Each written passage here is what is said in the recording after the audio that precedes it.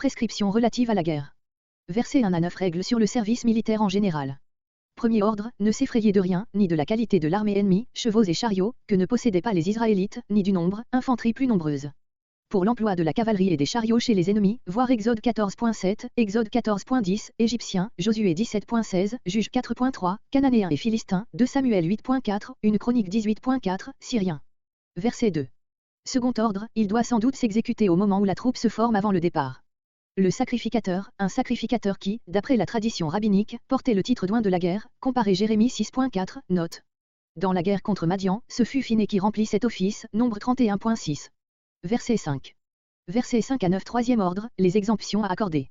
Israël sera si certain de la victoire, en cas de guerre légitime, qu'il devra sans crainte exempter du devoir de combattre certaines catégories d'hommes que l'humanité ordonne de ménager. Les préposés, littéralement, les scribes, ce sont les secrétaires du département militaire qui sont chargés de tenir les registres des hommes en état de combattre. Bâti une maison neuve. Il ne s'agit pas d'une maison simplement restaurée. Verset 6. N'a pas encore joui, littéralement, n'a pas encore pu en faire l'usage ordinaire. Voir Lévitique 19.23 et suivant. Verset 7. Comparez Deutéronome 24.5 où cette disposition est appliquée de plus aux hommes nouvellement mariés. D'après Joseph, Antiquité judaïque 4, 8, 41, l'exemption dans ce dernier cas durait un an, d'après l'analogie de Deutéronome 24.5. Ces exceptions devaient empêcher que personne se trouvât frustré de la première jouissance d'un travail accompli ou d'un avantage obtenu, comparé à Maccabée 3.55, le premier cas mentionné de l'application de cette loi. Verset 8. Cas de lâcheté. Ce cas diffère tellement des précédents que les préposés, après une interruption, reprennent la parole pour adresser au peuple une nouvelle allocution. Qui est-ce qui a peur? Comparez Juge 7.3 et suivant. Verset 10. Verset 10 à 20 Management en cas de siège d'une ville ennemie. Verset entre 10 et 11. En premier lieu, lui offrir de se rendre, si elle accepte, l'épargner et lui imposer un tribut annuel ou, Exode 1.11, des corvées. Verset 12 à 14. En second lieu, si elle résiste, ne tuer que les hommes armés, épargner tout le reste. Ainsi sont interdits aux Israélites ces massacres de populations entières auxquels on se livrait dans l'Antiquité. Verset 16.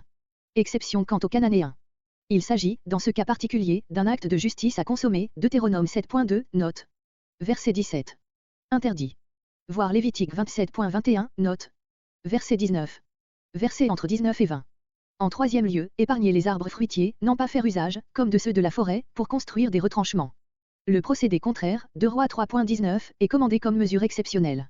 Les derniers mots du verset 19 ont été diversement traduits, par exemple, l'arbre des champs est-il un homme pour qu'on l'assiège? Ou bien, l'arbre de la campagne, sans fruit, et l'homme, l'auxiliaire, qui peut venir à ton aide dans le siège. D'après notre traduction, l'idée est celle-ci, l'arbre fruitier fait vivre l'homme. Comparez l'expression hébraïque, Ecclésiaste 12.13, la crainte de Dieu est tout l'homme.